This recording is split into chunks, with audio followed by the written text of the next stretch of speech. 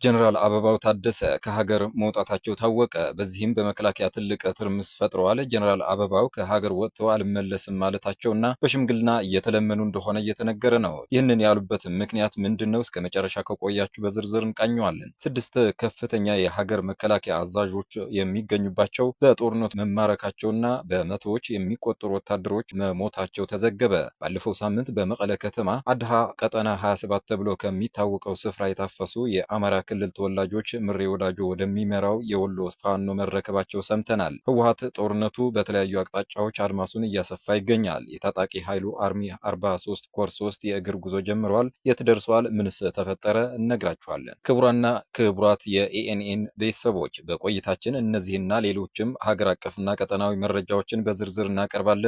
ለቤቱ አዲስ የሆናችሁ ውድ ወዳጆቻችን ላይክ፣ ሼር እና ሳብስክራይብ በማድረግ የደወል ምልክቷን በማብራት የቤቱ አባል ትሆኑ ዘንድ በአክብሮት እንጋብዛለን።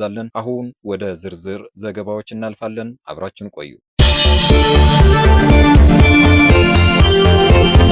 ባለፈው ሳምንት በመቀለ ከተማ አድሃ ቀጠና 27 ተብሎ ከሚታወቀው ስፍራ የታፈሱ የአማራ ክልል ተወላጆች ምሬ ወዳጆ ወደሚመራው የወሎ ፋኖ መረከባቸው ሰምተናል። በቁጥር 15 የሚሆኑ በቀን ስራ የሚተዳደሩ የአማራ ክልል ተወላጅ የሆኑ ወጣቶች በህወሓት ታፍሰው ከቆዩ በኋላ በወሎ ነፍጥ አንስቶ ከህወሓት ጥምረት በመፍጠር ፌዴራል መንግስትን ለሚዋጋው ፋኖ ማስረከባቸው ተረጋግጧል። ወጣቶችን በፓትሮል ጭነው ወደ አላማጣ ከተማ ከወሰዷቸው በኋላ አዝናው ሙላቱ ለተባለ የወሎ ፋኖ እንደተረከባቸው በምንጮቻችን አረጋግጠናል። ህወሓት የጦርነት በተለያዩ አቅጣጫዎችም አድማሱን እያሰፋ ይገኛል። የታጣቂ ኃይሉ አርሚ 43 ኮር 3 የእግር ጉዞ ጀምረዋል። በአሁኑ ሰዓት የህወሓት ታጣቂ ኃይል ከጨርጨር ከተማ አርሚ 43 ኮር 3 ወደ ቀይ ተክሊ የእግር ጉዞ ጀምረዋል። በመቀጠል ጦሩ ወደ ህዳናና አራዱ እንደሚያመራ የመረጃ ምንጮች ገልጸውልናል። በአፋር ክልል አቅራቢያ ጨርጨር ቢሶበር በተባለ አካባቢ የህወሓት ታጣቂዎች ራሳቸው የትግራይ ሰላም ኃይል ብለው ካደራጁ ኃይሎች ጋር የተኩስ ልውውጥ እያደረጉ መሆኑንም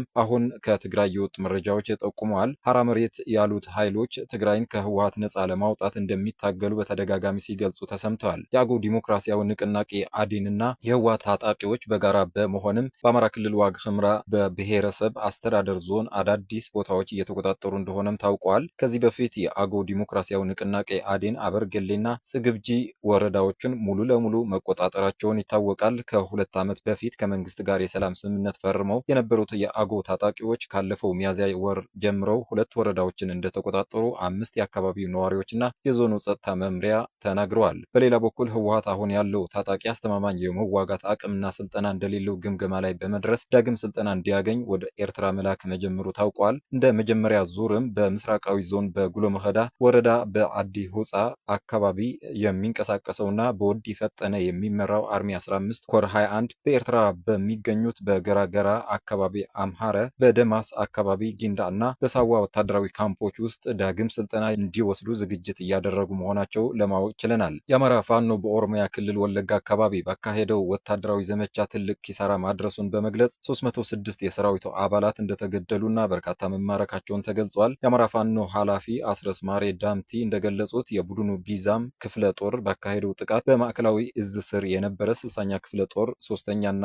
5ኛ ሬጅመንት ከፍተኛ አውዳሚ ኪሳራ ማድረሱን ተከትሎ 306 የሰራዊት አባላት ሲሞቱ 6 ከፍተኛ መኮንኖች የሚገኙባቸው 43 ወታደሮች እንደተማረኩ ተገልጿል። ከፌዴራል ኃይሎች ወታደራዊ መጋዘን መያዙንም አስታውቀዋል። በዚህም ከተማረኩት 120 AK47 ጠመንጃዎች፣ 1 DSHK ከባድ መድፍ፣ 4 የብሬን መድፎችንና በሺዎች የሚቆጠሩ ተተኳሾችን ይገኙበታል። ሌላው ዜናችን ጀነራል አበባው ታደሰ ከሀገር ወጥተዋል። በዚህም በመከላከያ ትልቅ ትርምስ ተፈጥሯል። ጀነራል አበባው ከሀገር ወጥተው አልመለስም ማለታቸውና በሽምግልና እየተለመኑ እንደሆነ እየተነገረ ነው። ኢታማዦር ሹሙ ፊልድ ማርሻል ብርሃኑ በጌታቸው ጉዲና እንዲተኩ ጠቅላይ ሚኒስትሩ ነገሮችን እያጤኑ እንደሆነ መረጃዎች መውጣታቸውን ተከትሎ እምነት ማጣታቸውና ከስልጣኔ ልነሳ እችላለሁ የሚል ስጋት ሳያድርባቸው እንዳልቀረም ተገልጸዋል። ጠቅላይ ሚኒስትሩ ወደዚህ የስልጣን ሹምሽር የገቡት አሁን ባለው ወታደራዊና ሲቪል አስተዳደር እምነት በማጣታቸውና አሁን ያለው መዋቅር ማፍረሱ የተሻለ ነው ብለው በማሰባቸው ነው። በተጨማሪ በተጨማሪም ጠቅላይ ሚኒስትሩ አዲስ እሳቸውን የሚጠብቅ ሰራዊት እያዋቀሩ መሆኑን አፈትልከው የወጡ መረጃዎች ይገልጻሉ። በዚህ ምክንያት በስርዓቱ አደገኛ መፍረክረክ እየተፈጠረ ነው ይላሉ ምንጮቹ።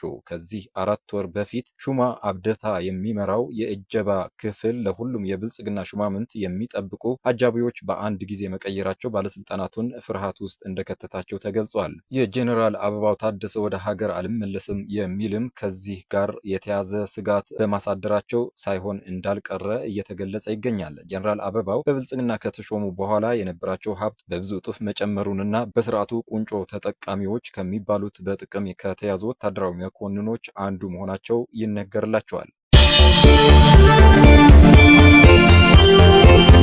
የተከበራችሁ የኤኤንኤን ወዳጆች ዜናዎቻችን እነዚህ ይመስሉ ነበረ። ሌሎች ትኩስና ወቅታዊ ዝርዝር የትንታኔ ዜናዎች ቶሎ እንዲደርሷችሁ ቻናላችንን ላይክ፣ ሼር እና ሳብስክራይብ በማድረግ እንዲሁም የደወል ምልክቷን በማብራት አብራችሁን ሁኑ። መልካም ጊዜ